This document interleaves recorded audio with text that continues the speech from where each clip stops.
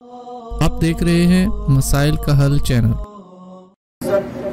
Special ایک فرشتے کی ڈیوٹی لگا دیتے ہیں۔ کیا ڈیوٹی لگاتے ہیں؟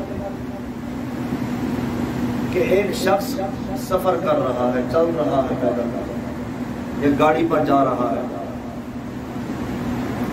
تو راستے میں اللہ رب العزت نے فرشتے کو بٹھا دیا، کس بندے سے پوچھ کہاں جا رہا ہے، جبکہ میرے رب کو تو سینوں کے راز کا بھی علم ہے، واللہ علیم بذات الصدور ہے، پتھروں کے اندر رہنے والے کیڑے بھی اس کو معلوم ہیں، وہاں تک یہ رزق پہنچا رہا ہے۔ بندے کے بارے میں تو اس کو معلوم ہے نا، صرف فرشتوں سے سننا چاہتے ہیں اللہ رب العزت۔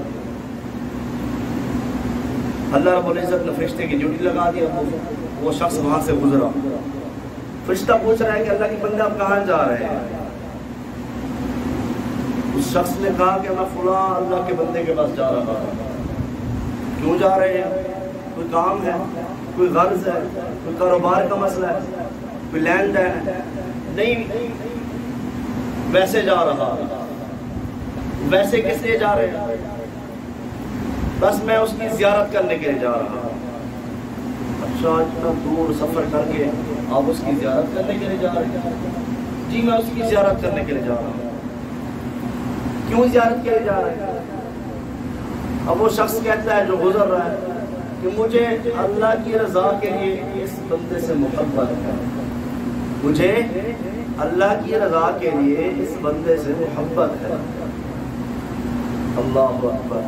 اب وہ فرشتے نے جواب دیا کہ اللہ رب العزت نے مجھے آپ کے راستے میں بٹھا دیا ہے، میں انسان نہیں، میں انسان کی شکل میں فرشتہ بنتا ہے، انسانی شکل میں آیا ہوں، مجھے اللہ نے راستے میں بٹھا دیا ہے، اور اللہ نے یہ بھی مجھے کہہ دیا کہ اب جب یہ بندہ کہے گا نا میں اللہ کی رضا کے لیے اس بندے سے کے پاس جا رہا ہوں، اس بندے سے محبت کرتا ہوں، تو اللہ نے فرمایا کہ میرے بندے کو بھی خوشخبری دے دو کہ تم میرے بندے سے محبت کرتے ہو۔ اللہ فرماتا ہے میں آسمان پر بیٹھ کر تم سے محبت کرتا ہوں، تمہارا یہ چلنا یہ عام چلنا نہیں ہے، یہ جو قدم چل کے جانا بڑا عظیم ہے۔ اس لیے مسلمان کی زیارت کے لیے دوستی ہے، تعلق ہے، رشتہ داری ہے، دینی رشتہ ہے، سب سے جو اہم رشتہ دنیا کے اندر بھی مضبوط ہے اور آخرت کے اندر بھی المسلم المسلم کا رشتہ مضبوط ہوگا۔